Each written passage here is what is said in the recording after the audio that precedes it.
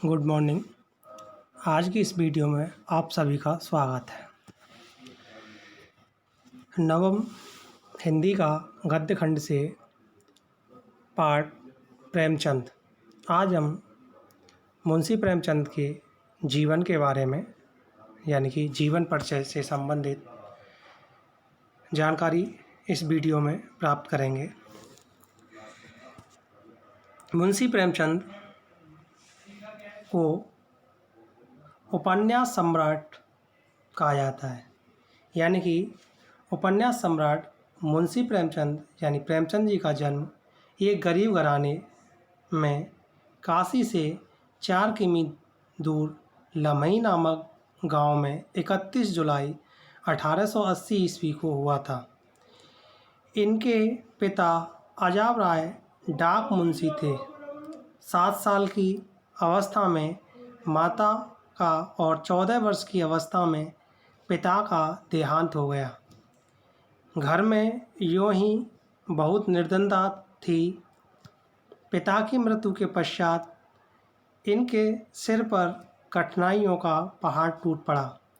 रोटी कमाने की चिंता बहुत जल्दी इनके सिर पर आ पड़ी। ट्यूशन करके इन्होंने मैट्रिक की परीक्षा पास की। आपका विवाह कम उम्र में हो गया था, जो इनके अनुरूप ना था, अतः शिवरानी देवी के साथ दूसरा विवाह किया। आगे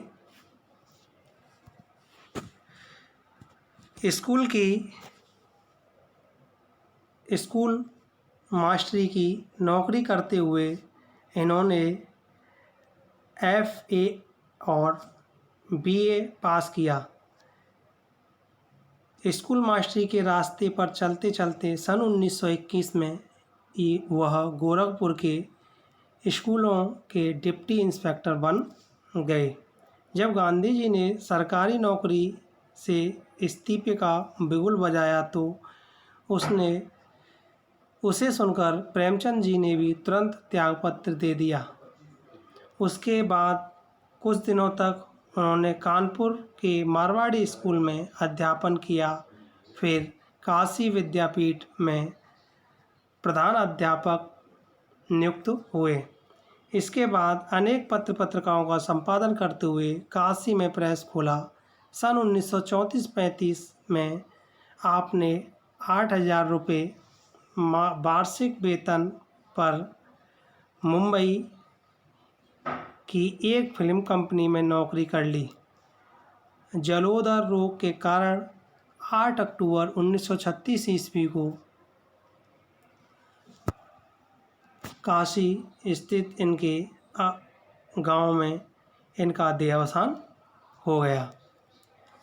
आगे हम प्रेमचंद के साहित्यिक परिचय की बात करें तो प्रेमचंद जी ने साहित्य सृजन की जन्मजात प्रतिभा विद्वान थी। आरंभ में नवाब राय के नाम से उर्दू भाषा में कहानियाँ और उपन्यास लिखते थे। इनकी सोजे वतन नामक क्रांतिकारी रचना ने स्वाधीनता संग्राम में ऐसी हलचल मचाई कि अंग्रेज सरकार ने इनकी यह कृति जब्त कर ली। बाद में प्रेमचंद नाम रखकर इन्होंने हिंदी साहित्य की साधना की और लगभग 1 दर्जन उपन्यास, 300 कहानियाँ लिखीं। इसके अतिरिक्त इन्होंने माधुरी तथा मर्यादा पत्रिका का संपादन किया तथा हंस व जागरण नामक पत्र का प्रकाशन किया। जनता की बात जनता की भाषा में कहकर तथा अपने कथा साहित्य के माध्यम से तत्कालीन निम्न एवं मध्य वर्ग का सच्चा चित्र प्रस्तुत करके प्रेमचंद जी भारतीयों के हृदय में समा गए। सच्चे अर्थों में कलम के सिपाही और जनता के दुख दर्द के गायक इस महान कथाकार को भारतीय साहित्य जगत में उपन्यास सम्राट की उपाधि से विभूषित किया गया। इनकी अगर हम कृतियों की बात करें तो इनकी प्रमुख कृतियों में उपन्यास कर्मभूमि, कायाकल्प, निर्मला, प्रतिज्ञा, प्रेमाश्रय, वरदान, सेवा सदन, रंगभूमि, गबन, गोदान। नाटकों की बात करें तो करबला, प्रेम की वेदी, संग्राम और रूठी रानी। जीवन चरित्र में कलम, तलवार और त्याग, दुर्गादास, महात्मा शेख सादी और रामचर्चा। निबंध संग्रह कुछ विचार। आगे कृति हैं जैसे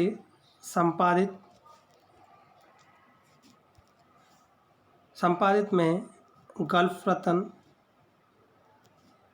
गल्प समुच्चय, अनुदित में अहंकार, सुखदास, आज़ाद कथा, चांदी की डिबिया, टॉलस्टॉय की कहानियाँ और सृष्टि का आरंभ। कहानी संग्रह में नवनिधि, ग्राम में जीवन की कहानियाँ, प्रेरणा, कफन, प्रेम पच्चीसी, कुत्ते की कहानी, प्रेम प्रसून, प्रेम चतुर्थी, मनमोदक, मानसरोवर, समर यात्रा, सप्त सरोज, अग्नि समाधि, प्रेम गंगा और सप्त सुमन।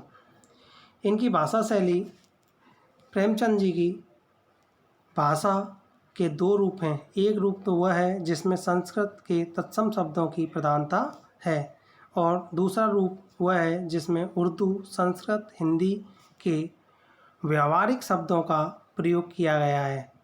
यह भाषा अधिक सजीव, व्यावहारिक और प्रभावमयी है।